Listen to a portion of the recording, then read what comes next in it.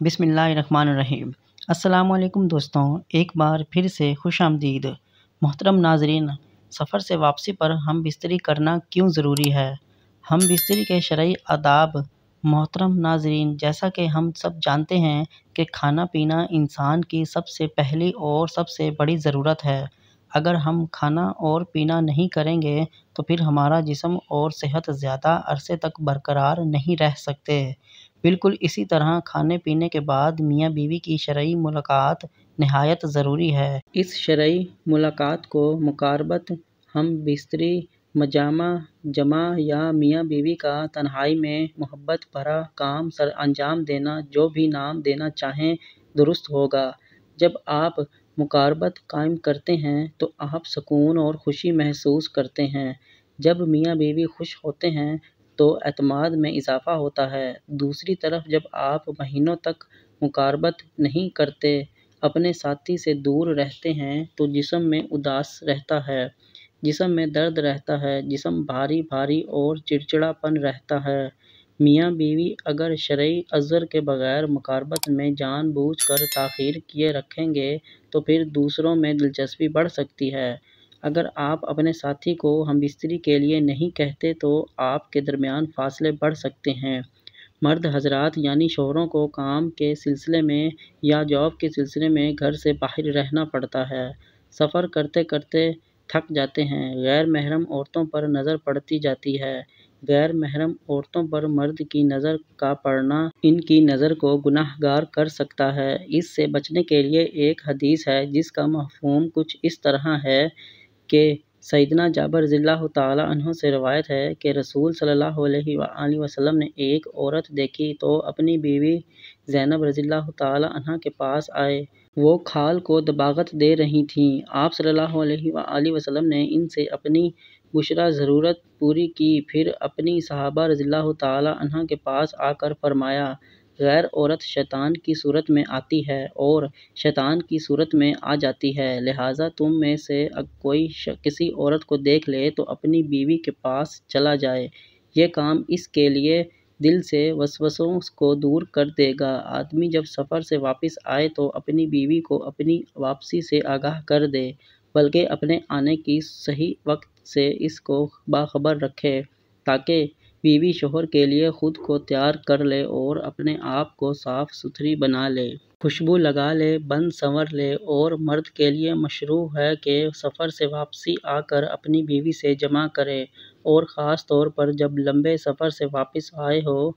तो हज़रत जाबिर रज़ियल्लाहु ताला अन्हु ने नबी सल्लल्लाहु अलैहि वसल्लम से रवायत की है कि आपने फरमाया, जब तुम में से किसी की घर वापसी भी हो जाए तो अचानक रात को घर वापस ना आए।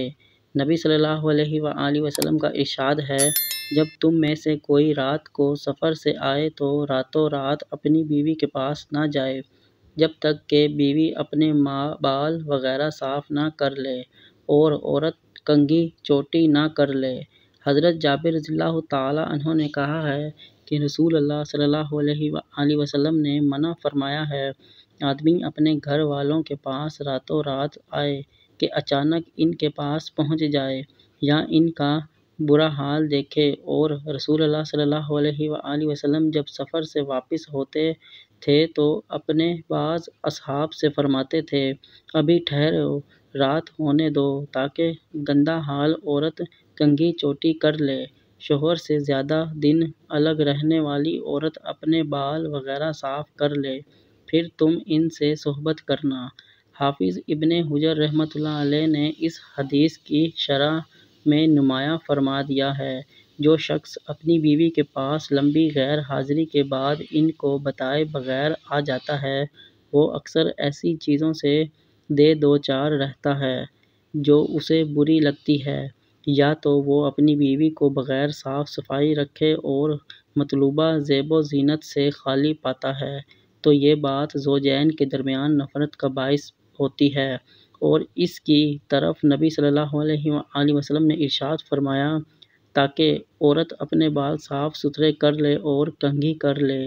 गंदगी दूर करके इस हदीस से ये बात मालूम होती है کہ عورت اس حالت میں مباشرت کرنا مکروہ ہے جب وہ غیر منظم ہو، تاکہ شوہر عورت کی کسی ایسی بات کو نہ دیکھ سکے جس سے اسے نفرت پیدا ہو، یا اچانک گھر آ جانے سے ممکن ہے وہ بیوی کو غیر پسندیدہ صورت میں دیکھے، جبکہ شریعت تاکید کرتی ہے کہ پردہ کیا ہے، سب باتیں بھی رہیں، اور اس کی طرف نبی صلی اللہ علیہ وآلہ وسلم کا یہ ارشاد بھی ہے کہ شوہر گھر والوں کو بری حالت میں دیکھے یا ان کی کمزوریوں سے باخبر ہو جائے۔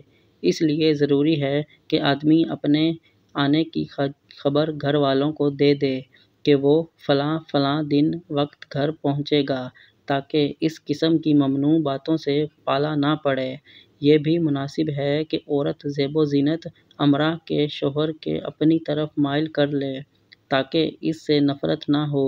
چنانچہ نبی صلی اللہ علیہ وآلہ وسلم کی بعض بیویوں نے آپ صلی اللہ علیہ وآلہ وسلم کی بعض بیویوں نے آپ صلی اللہ علیہ وآلہ وسلم سے کہا ہے، اگر عورت شوہر کے لیے بناؤ سنگار نہ کرے، اس کے نزدیک ہو جائے گی اور اس کی نظر سے گر جائے گی۔ اور یہ صحیح ہے کہ حضرت عائشہ رضی اللہ تعالی عنہا ایسا کرتی تھیں۔ چنانچہ ایک مرتبہ نبی صلی اللہ علیہ وآلہ وسلم ان کے پاس گئے، دیکھا کہ وہ چاندی کے چھلے پہنے ہوئے ہیں، تو آپ نے فرمایا، عائشہ یہ کیا ہے؟ انہوں نے کہا، یا رسول اللہ، میں نے اسے بنوایا ہے تاکہ آپ کے لیے بناؤ سنگار کروں۔ عورت کا ادب اور اس کی عظمت اس میں سے ہے کہ وہ ہر موقع پر اپنی فطری اور خلقی شرم و حیا کو ہی اپنا رکھے۔ رسول صلی اللہ علیہ وآلہ وسلم نے ارشاد فرمایا، تم میں سے جب کوئی اپنی اہلیہ سے مباشرت کرے تو اسے چاہیے کہ اس کا حق ادا کرے۔ جب عورت کی حاجت پوری ہونے سے پہلے وہ اپنی حاجت پوری کر لے تو علیحدہ ہونے میں جلدی نہ کرے، حتیٰ کہ عورت بھی اس سے اپنی حاجت پوری کر لے۔